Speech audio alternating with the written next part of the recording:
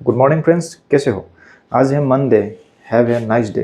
आज सुबह क्या हुआ पता है, मैं 6 बजे उठा। उठने के बाद मुझे पता चला कि मुझे बुखार है और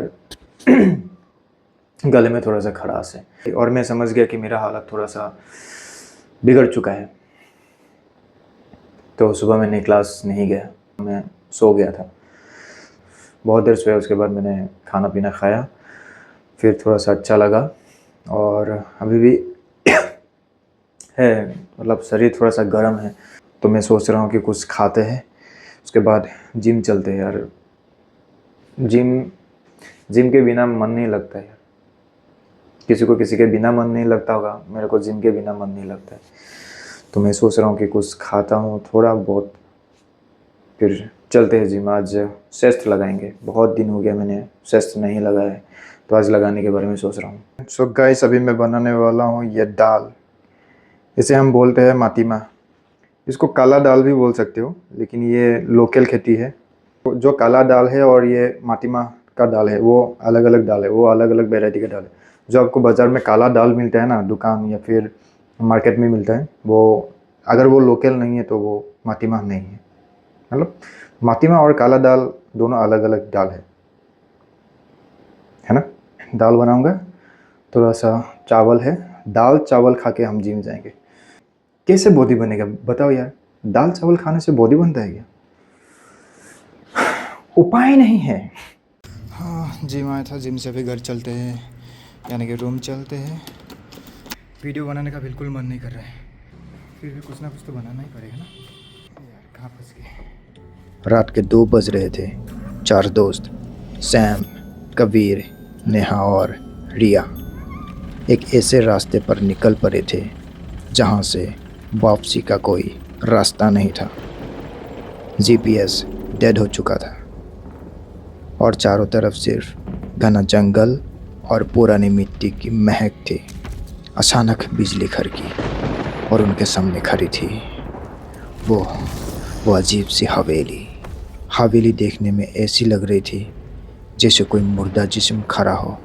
दीवारों से कई नहीं, बल्कि ऐसा लग रहा था जैसे कोई काला जहर टपक रहा हो। कबीर ने मजाक करने की कोशिश की, पर उनकी आवाज़ थरथरा रही थी। जैसे ही उन्होंने दहलीज पर कदम रखा, भारी शगुन का दरवाज़ा अपने आप बंद हो गया। अंदर का सन्नाटा कानों को चीर रहा था। अचानक सबके फ़ोन की स्क्रीन एक साथ जल उठी। कोई सिग्नल नहीं था, पर हर फ़ोन पर उनके बचपन के सबसे बुरे डर चल रहा था। नेहा ने शिक मारी जब उसने अपने फ़ोन पर देखा कि उसकी अपनी ही तस्वीर से चेहरा धीरे धीरे मिट रहा है। सैम कहाँ गया? रिया चिल्लाई। कुछ ही सेकंड पहले सैम उनके पीछे था, पर अब वहाँ सिर्फ उसकी फ्लैशलाइट पड़ी थी और ज़मीन पर खून के निशान सीढ़ियों की तरफ जा रहे थे। वो तीनों डर के मारे ऊपर की तरफ भागे, जहाँ से अजीब सी फुसफुसाहट आ रही थी। ऊपरी मंजिल के एक पुराने कमरे में एक बड़ा सा आईना काले कपड़े से ढका था। कबीर ने कपड़ा हटाया और जो उसने देखा उससे उसकी रूह कब गई। आईने में सैम और रिया नहीं थे, बल्कि उनकी जगह 2 खाली पुतले खड़े थे। अचानक आईने से एक भारी सादी हुई आवाज़ आई, यहाँ जिस्म नहीं, पहचान का शिकार होता है। कबीर ने आईने में देखा, उसका अपना चेहरा धुंधला होने लगा था। जैसे जैसे वो डर रहा था, आईना उसकी शक्ल निगलता जा रहा था। नेहा ने पीछे से उसे खींचने की कोशिश की, पर तब तक देर हो चुकी थी। कबीर का चेहरा अब बिल्कुल चपट हो चुका था। ना आँखें, ना नाक, ना मुंह। सुबह हुई, हवेली वैसे ही खामोश खड़ी थी।